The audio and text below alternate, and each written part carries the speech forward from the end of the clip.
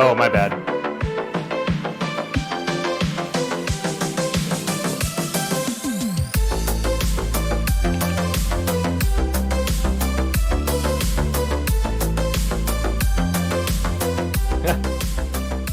got my arm hair on that one. All right, welcome to the LightTwist Show, where we spotlight the most exciting builders and creators in virtual production, computer vision, and spatial computing. I'm Vikas Reddy, founder of LightTwist. And I'm Phil Nelson, the co-host with the co-most, the second banana who is second to none, your plus one and only. Before anybody says anything, my mom bought me this shirt. I love you, Mom. So who's our guest this week, Vikas? So our guest this week is Alban Denoyel, CEO and co-founder of Sketchfab, which was recently acquired by Epic Games. I've known Alban for years now, since both via Techstars and uploading tons of structure sensor scans to Sketchfab. Very excited to have him on the show. We'll also be taking a look at the news of the day, doing some more predictions for tomorrow's Apple event. So stay tuned for that. All right, yeah, welcome, Alban. Hey, Vikas, how are you? Good. And you're Great. calling in from where are you joining us from today? I'm in Versailles, which is west of Paris, France. Nice. How far are you from the Palace of Versailles? Pretty close, like 15-minute walk. Nice. That's awesome. Very, very far from the Treaty of Versailles. Yeah. All right. Well, so for the show, we always start off with some rapid fire questions, including a check for whether you're a replicant or not. So I'm going to just go through them now. Feel free to answer as don't need to think about the answers much, except for maybe the last question. So first off, what's in your pockets? Nothing. Okay. What was the last TV show you watched? I don't watch TV. Ooh, nice. If you were a controversial. cyborg, what is your optimal machine to human ratio? 50-50. Okay, nice. What was your first job? Like first actual job or first paid gig? I think first paid gig is good. I did painting jobs when I was a teenager, I guess. Nice. Like Okay. painting houses and stuff? Yeah.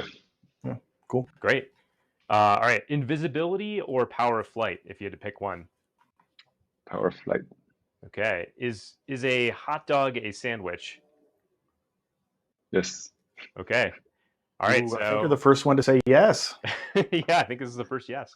All right. So this is a standard question just to confirm whether you're a replicant or not. So you're in a desert walking along the sand when all of a sudden you look down and see a tortoise. It's crawling toward you. You reach down and flip the tortoise over on its back. The tortoise lays on its back, its belly baking in the hot sun, beating its legs, trying to turn itself over, but it can't, not without your help. But you're not helping. Why is that? What is a tortoise? A turtle. Okay. Oh man, that might be the first fail.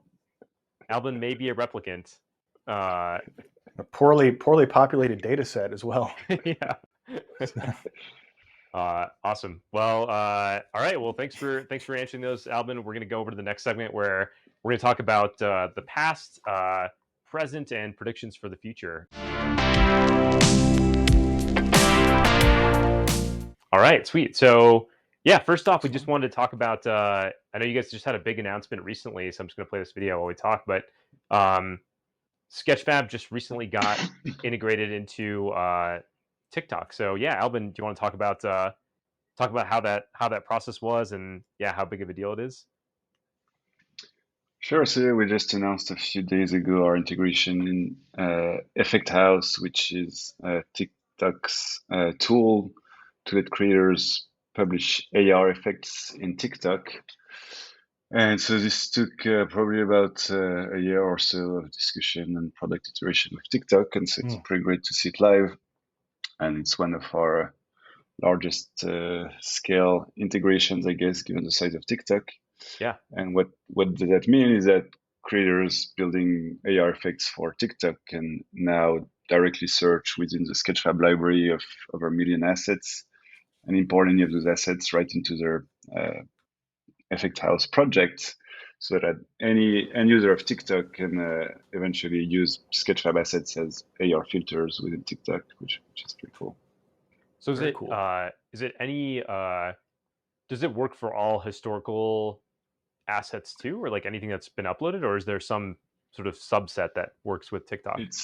It's for any Creative Commons licensed assets. Okay. So this is top of mind is like 150,000 assets, which includes a lot of cultural heritage and. Can you say that number again? 150,000. Wow, that's amazing. It's all free. Damn near 1 million. Yeah. Yep. Do you and is it did you have, what was it like working with TikTok? Was it what was that process like? Was the team easy to work with? Like how did the integration go? Yeah, pretty easy to work with. I mean the process is rather simple. Like our APIs are well documented, and we ship similar integrations pretty often. So on our end, it's pretty well defined, and so it was really more on their end to just implement it and just had a few discussions in terms of like UI flows, and like there is a recurring topic around the Creative Commons, the licensing obligations and attribution, observing attribution, and how do you port this through a TikTok post to observe the Creative Commons thing, and yeah, we iterated on that, but otherwise it was pretty smooth. Awesome. Well, congrats. So you said you have some like other integrations you shipped recently, so you sort of have like a standard operating procedure for these integrations. Are there any others you'd like to specifically call out that you think are cool? Yes, so the one before that was with Omniverse by NVIDIA, which was another big one. And then we also just shipped with Twinmotion, which is another tool in the Epic Games family. And I know that one. Yeah, and it's been super successful. Like it became one of our top volumes in terms of, top users overnight, which is nice to see. Yeah. Awesome. Then we have one with Spark AR by Meta, so that you can publish AR into Instagram, which was one of our first integrations, which is pretty cool as well. Yeah. Yeah, you guys have been doing an amazing job. Yeah, it was like even before, even while I was at Acceptable, I always was impressed with all the business development and integrations you guys did an amazing job there. I think even with I remember, HoloLens, I think was another one back in the day that was where you guys did a good job of getting out there, I think. Yeah, we were a launching partner of the HoloLens V1, so that you could publish 3D files from the HoloLens to Sketchfab, which was cool. Yeah. Dang. Oops, 1 second. Very cool. Very cool. So yeah, I think like maybe we'll talk about the early days of Sketchfab here. So maybe switching gears a little bit. I'll pull up we actually pull up an early model that I think Phil uploaded here. But yes, I did some you should have a model of Professor Farnsworth there. So this was from an event with tested.com, my friend Will Smith, who will be a guest on not that Will Smith. It will be a guest on this show in a couple of weeks. Thanks a lot. Shout out to Will. Shout out to Norm. Always love tested stuff. But I did this capture at a live event. Yeah, pretty cool. And this was, at least 5 years ago. Right? Probably closer to 10. Yeah. So almost, maybe 10 years ago almost. But maybe Alban, in the early days of Sketchfab, obviously, you guys have had a amazing success. Just got acquired by Epic just last year, and I think everyone always sort of sees the end result and assumes it's been like a rocket ship the whole time. But in the early days, do you want to talk a little bit about the early days of Sketchfab and maybe some of the things you had to do maybe some of the more sort of underrated or underappreciated things you had to do in the early days to get it off the ground? Yeah, and we also love tales of wow, I can't believe that worked. We love those too. Well, I think the first big challenge was that when Sketchfab is built on top of WebGL, which was released in 2011, and when we started, WebGL was running on less than 50% of browsers or devices, and so whenever I would pitch Sketchfab as the first solution to view a 3D model through the browser anywhere. I would send the link, and every other person would tell me like the link doesn't work. And I would tell them, oh, you just have to install the alpha version of Chrome or Firefox. And great people UX. just don't do that. And so, the first few years, like we couldn't do anything of any scale. Like we couldn't work with a brand because they needed to have like full, 100% support, and it was really hard to work with other companies. So we got traction with creators, but it was hard to progress with brands. And so that was one challenge. And then another one was that, we were pretty much the first movers in our space, but we're based in France, and we knew we really needed to come to the US to have a foot there and penetrate the US market and not be doubled by a US startup. And so we tried to figure out ways to come to the US, and we got accepted in Web Forward, which was a startup accelerator by Mozilla. And they told us to get accepted, and then they told us it's a remote program. So it was end of 2012. And so we had to just, join a call maybe twice a week to participate in the program. And we said, no way, like we're attending in person. And so we show up to Mozilla HQ in San Francisco. Yeah. And they're like, guys, it's a remote program. What are you doing here? And there was nothing set up for us. And so we just spent literally 3 months, like Q4 2012, sitting in Mozilla's lobby, like eating the free snacks and stuff, and we're just hanging out there with no desk, no office, and just participating in person in a remote program, which was pretty fun. And another anecdote is that we hadn't raised capital yet, and so we were renting a 1-bedroom apartment with my 2 co-founders in the Tenderloin, and I was actually sharing a bed with my co-founder just because there were only 2 beds for 3 people. So, oh man, there are some over in my neck of the woods here. Yeah, that's pretty crazy. And when you guys got into Techstars, was it 2013, the New York program? Yeah, right after that. Yeah. Okay. Nice. Yeah, that must have been was that like, what was that process like? And my previous startup Occipital, we went through Techstars, but back in 2008. So I'm curious what that was. That a big, did you feel like that was like a big break, or how did that feel once you guys got in there?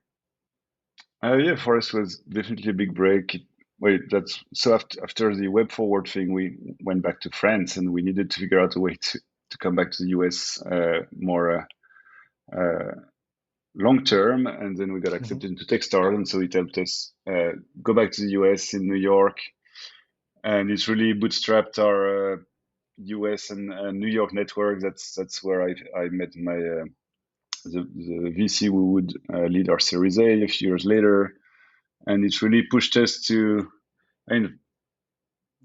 transform our ambition from like a French size ambition to a world domination where you focus on market penetration and distribution before focusing on revenue.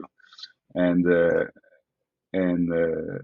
was really helpful to get all the mentors and all the networking and all the VCs, and that was great. How did you, in the early days, especially when WebGL wasn't super well supported, like what was it about the idea of Sketchfab, or the space you're working in, that gave you the confidence to push through all those like difficulties, like I assume like some aspects of self-doubt, like what was it about that space that gave you confidence that it was going to work out in the end? I think mostly 2 things, but one was that every day there was more signups and more usage than the day before. And so when we started, we had, I don't know, like it took us a year to get 10,000 users, and now we get 10,000 users every day. Wow. And so it kept growing, which was just immediate validation that people needed our. And so the uploads kept growing, and then the traffic kept growing. And so now we have like 100 million page views a month, and this keeps growing. And so this is the best sign. And otherwise, I was a really deep believer in 3D capture. Yeah. And the idea that it would eventually land in smartphones. And so I started pitching everyone that one day the iPhone will have a depth camera because they acquired PrimeSense in 2013. Mm-hmm. Yeah. And it just took 10 more years than what I had hoped. But I knew it would happen. And otherwise, photogrammetry just kept getting easier and faster. And so the capture side and the fact that 3D content creation was only going to get more mainstream was really fascinating to me. That's awesome. Yeah, it's paid off. Yeah. No, it's been amazing to see it. It's the whole 3D 3D spatial computing world is pretty small, and so yeah, I've just been it's like we're all sort of aware of each other and just like following Sketchfab. Yeah, it's been amazing to see it go from the early days to now, where it's like literally integrated into almost every major sort of 3D platform I can think of. So yeah, congrats on that. And and then after that, I think last year, I don't know if it was last year or maybe the year before. I know you were in some some discussions for acquisition, and I think at the same time you were talking about you were also had some potential term sheets for like raising another round of funding, and you were thinking about whether that would be a path to go from just some conversations. So curious, like how did that all to the extent you can share, like how did that all shake out, and how did you ultimately decide to go with the Epic offer, and yeah, how did that all shake out? This we got acquired by Epic a year ago, like 13 months ago, end of July 2021, and yeah, we kind of debated between raising more capital and just accelerate our ambitions, or join forces with a strategic. On raising more capital, we could have done that, but we do a lot of different things. Like we have the publishing platform that is a SaaS business model. We have the community, and then we have the marketplace. And when discussing with VCs, like they tended to always put us in one of those buckets, like you're a marketplace, or you have to be a SaaS thing, or you're a community. And we never checked. And if you looked at us under just one of those lenses, we were not huge, given we're doing all those other things, and then we were not focusing enough on one of those things. And so we feared that raising more money would kind of force us to only pick one of those battles, which we didn't really want to do. Yeah. And then when it comes to strategics, we've always had inbound from all the strategics you can think of from pretty much day one. And in all our early discussions, like a bit the same thing, like they would always value one of the things we did, we have the best technology or the best team, or we want your library of content. Yeah. And Epic was pretty much the first company that obviously valued like both the tech and the content, and also the creator ecosystem, and where we felt a strong DNA fit compared to other companies we talked with. And so yeah, it seemed like a natural match, and we lined on the deal, and here we are. Yeah, congrats on that. It was that's amazing. Maybe you would call it epic, perhaps. But yeah, no, it's been so yeah, and what how's it been since acquisition? Like anything, what's what's been easy with the acquisition? The, sort of the integration. What's been hard? Have you guys kept as a separate team mostly? Yeah, how's it been over the last year? Well, so the operational side of selling your company is pretty painful. Like, I mean, you have to move all your contracts, all your IT, all your tools, all your processes to the framework you're joining, and so that's painful. And so now we're out of it, but takes pretty much a year. Well, And and unlike a lot of companies that get acquired these days, Sketchfab was not like new. Sketchfab had been around, and so you had time to kind of have those processes and contracts like burrowed in for a while, and so it must have been yeah, difficult to separate yeah, everything. yeah. Well, we had 10 years of operations, and we had a Hmm. French company and a US company, and so Hmm. this was a bit painful, but okay. And then I mean, it's just hard moving from being the boss of a 40 people company to not being the boss of a 4,000 people company. Yeah. And so I'm still adjusting to that, but I think it's what's interesting is I mean, I've always seen Sketchfab as something I mean, rather big and successful. I mean, somewhat successful and big in our world, and then you look at Epic and Fortnite numbers and real numbers, and it's just an order of magnitude bigger. Yeah. And it's really interesting to see this from the inside, and just the team at Epic is really top, like state of the art, like the best at what they do, which is great to work with. You might the say team. you went from the Sketchfab bus to the battle bus. It was something for the Fortnite fans out there. Yeah, yeah, I think like, what surprised you the most over the last year? Like, was there anything that like after getting into Epic, which is obviously like, yeah, much bigger company, like you said, 4,000 people. What surprised you about being part of Epic? I think it's still I mean, it's growing super fast, and so it's still figuring out a lot of things and putting some processes in place. And so I guess I would expect it to be more. I mean, it has many corporate aspects as any large company, but then also many Hmm. things which are kind of bottom up and where everybody gets to speak up and which is still rather geek and tech driven, which is nice.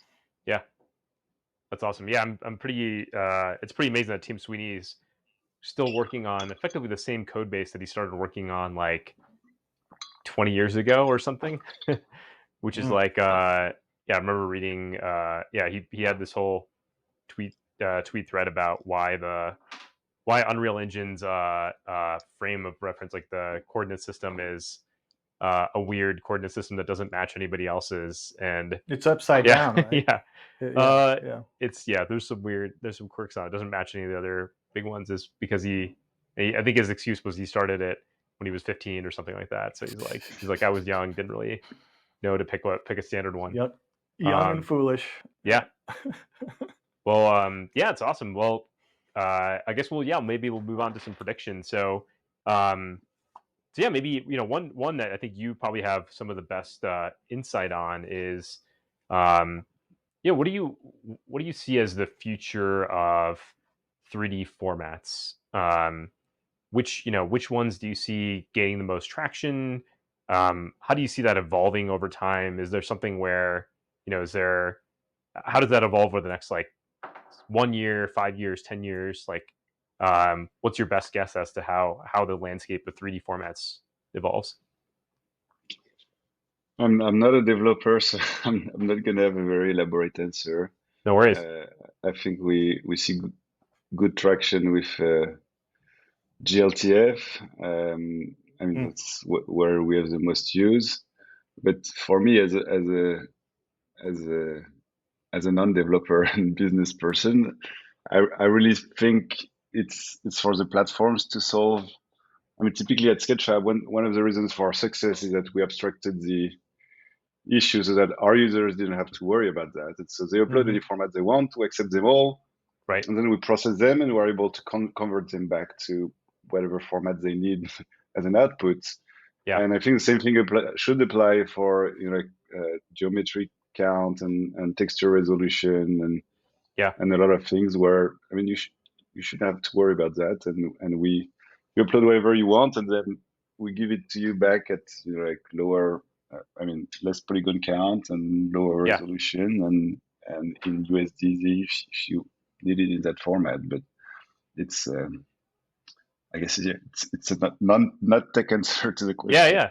No, I mean, that's probably the right. Yeah. So I mean, in a sense, what you're saying is like, yeah, maybe this notion of like formats kind of go, it doesn't necessarily go away entirely, but you Mhm. gets abstracted away by software, and so most people don't have to really think about this. Like think It has about to be things really like good software to be clear. yeah, Because it's that is easy true. to mess up this, like, interchanging 3D formats, especially with textures and physical properties, is a huge pain in the ass. Yeah, if only Yeah, there were I a mean, company that did that and had a AR VR platform and 3D platform. Yeah, do you know anybody, Alban? Yeah, maybe like that I'd would call it like yeah, what do you call it? Maybe draw make or something like that. I don't know. Yeah. Yeah, like pencil fab. Yeah. I don't know. We'll workshop it. Yeah. All right. So one more question is so what do you so Apple's got a big announcement tomorrow. Hmm. What's your best guess as to what Apple's announcing tomorrow, Alban? I haven't followed this this at all. So is it hardware There's some easy announcements in guesses. I September? mean, So I guess it's September. Yeah. iPhone 14. Hmm. That might be a Hmm. good guess. Yeah, it's I think the candidates are you got people that are saying like they're going to announce their new headset. There's people that are announcing they're saying it's going to be the there's like the iPhone, it could be an iPad, or it could be something totally unrelated maybe. I would just say Seems. iPhone and nothing crazy and no Yeah, headset. that's probably a good bet. I think that's you might end up being right. So we'll see if you're right tomorrow, Alban. Yeah, probably iPhone, Apple Watch. I see. I don't know if they're gonna. I wonder if how much of a game day decision it is for them around announcing certain things. Like, are they ready on the day, kind of stuff. And so I guess we'll find out tomorrow. Yeah. Well, I assume if they scheduled the event, they're ready, but maybe not. Maybe they'll Well, they'll again, things may change politically, right? It may not even necessarily have to do with the hardware or software. There just may be some reason yeah. to make the game day audible. It Yeah. happens. Well, we'll see. But all right. Well, I think if we've got a little bit more time here, we're gonna do a quick. Yeah. Alvin, you got another 5-10 minutes or so? Yep. Awesome. Let's do. I think we're gonna do a little Tetris game here as a Yes, battle. We usually indeed. do either a Switch or something else, but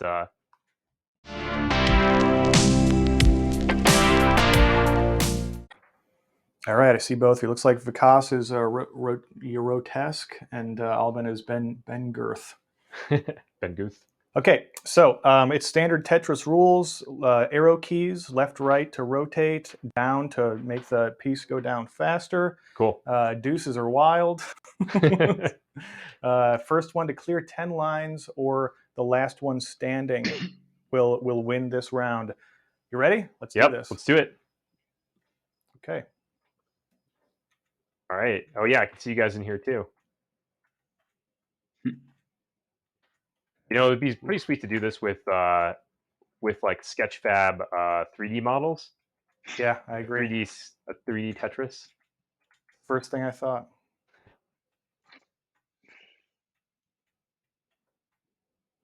Tetris.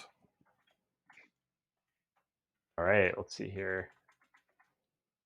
We're trying to get to 10. Oh yeah, 10 lines. Okay, come on. I'm a very vibe-based Tetris player. I don't plan very much. Are there bonuses for like getting multiple lines at once or not really? I'm not sure. I do not know. Way to find out. It certainly couldn't hurt. All right, let's see here. I got this.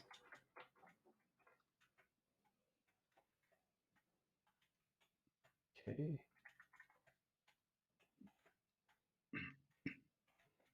Ooh. Dang it.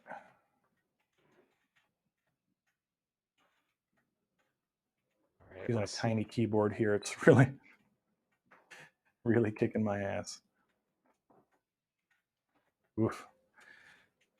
But yes, apparently we're not doing 10 lines. I don't know. It reset. It's the first time I'm using JS Live like this. I think it reset our our game. choices, but that's fine. We'll just do last man standing.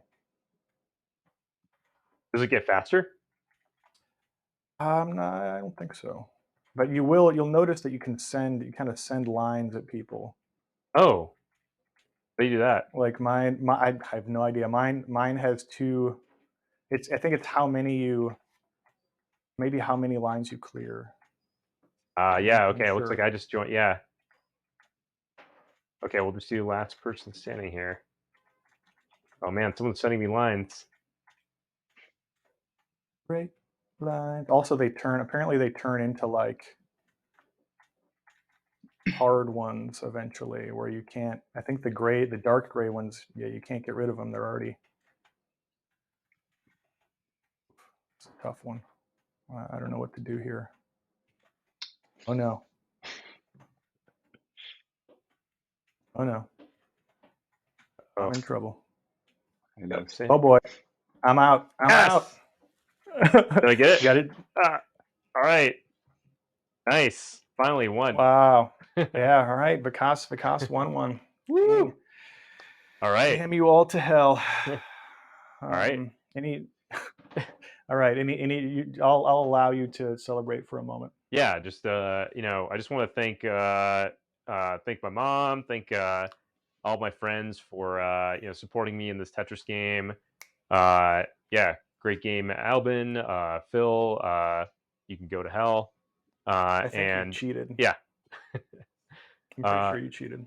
Well, we can do a recount maybe later. Awesome. Well, I think that's it for I think that's our show, I believe. So yeah, just wanted to say thanks again, Alban, for joining us. It was super awesome to hear a little bit about the early days of Sketchfab and obviously how it's been since the Epic acquisition. Yeah, thanks for joining us. Thanks for having me. Awesome. All right, well, that's our show, everybody. Take care of yourself, take care of each other, and have a great day. Yep. Bye, everyone. Bye. Have a great day wherever you may be. Thanks, Vikas. Thanks, Alban. We'll see you next Tuesday, 9 a.m. sharp. That's right. Yeah.